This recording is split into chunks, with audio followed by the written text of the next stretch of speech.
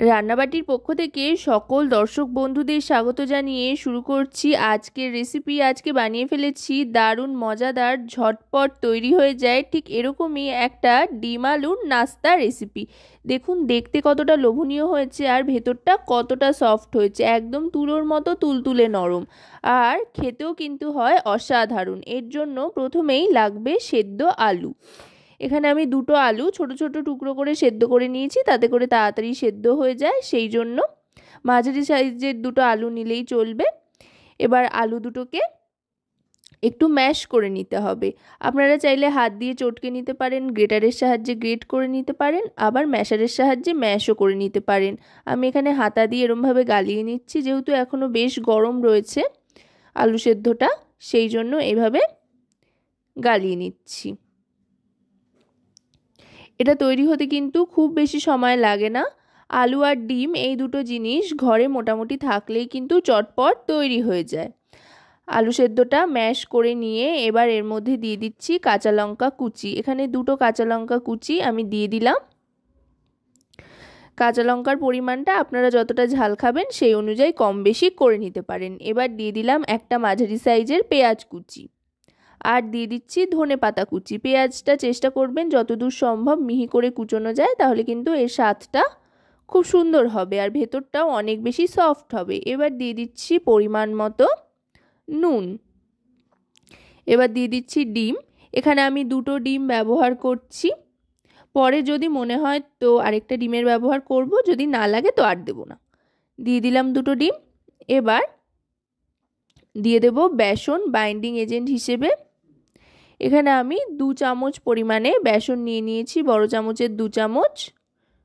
বেসনটাও কিন্তু মাখতে মাখতে বোঝা যাবে আর প্রয়োজন হবে কি হবে না, তাই আপাতত 2 চামচ মতো নিয়ে একটা কাঁটা চামচের সাহায্যে ভালো করে মিশিয়ে নিচ্ছি। কাঁটা চামচ কিংবা বিটার দিয়ে মিশিয়ে নিলে কিন্তু অনেক বেশি সুবিধা হয়। প্রথমে এইভাবে কাঁটা চামচ দিয়ে ভালো করে ডিমটাকেও মিশিয়ে নিচ্ছি, আর বেসনটাও একটু দেখতে হবে যাতে ডেলা ডেলা না থাকে। এইভাবে ভালো করে মিশিয়ে নেওয়ার পর এবার এর মধ্যে দিয়ে দিচ্ছি হলুদ গুঁড়ো 1 টিস্পুন পরিমাণে। এবার এর মধ্যে দিয়ে দেব চাট মশলা। চাট মশলা দিলে কিন্তু বেশ একটা চটপটা ফ্লেভার আসবে, টক টক ঝাল ঝাল।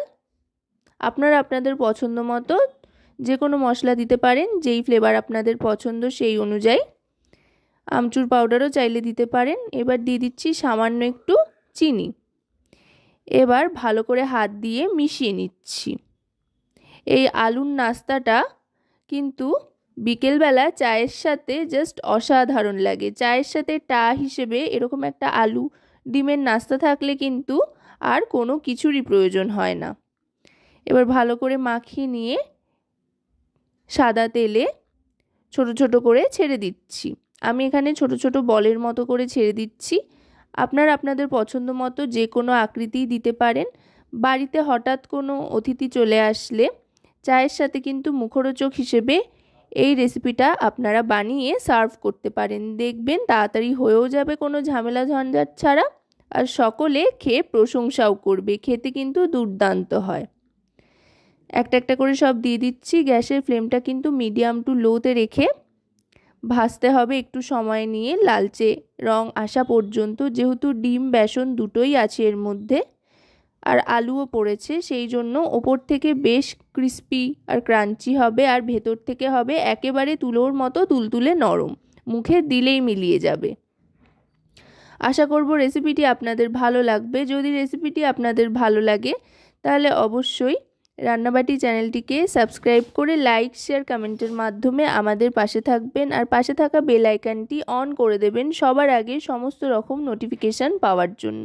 আর যদি রেসিপিটি আপনারা আমাদের ফেসবুক পেজ থেকে দেখেন তাহলে অবশ্যই রান্নাবাটি ফেসবুক পেজটিকে ফলো করার অনুরোধ রইল। দেখুন কথায় কথায় কিন্তু একটা পিঠ লালচে হয়ে এসছে। আমি উল্টে পাল্টে দুদিকটাই একরকম করে ভেজে নিচ্ছি। দেখুন দেখতে কতটা লোভনীয় হয়েছে, কি সুন্দর লাগছে দেখতে, প্রত্যেকটা একই রকম লাগছে। এবার গ্যাসের ফ্লেমটা লোতে করে নিয়ে আস্তে আস্তে একটা হাতা সাহায্যে আমি ভালো করে তেল ঝরিয়ে সবকটা তুলে নেব। তুলে নিচ্ছি আস্তে আস্তে। এবার আমি সার্ভ করে দিলাম। তো রেসিপিটি কেমন লাগলো জানাবেন।